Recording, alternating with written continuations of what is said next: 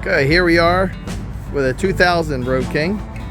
It's got civilian saddlebags put on it. This was an FLP, which is the police version.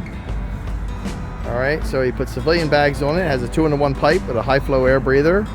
It says it has a 1550 motor, but I do not have the documentation for that, so it should have the big bore kit of 95-inch cubic inch. It's got a detached fairing on it.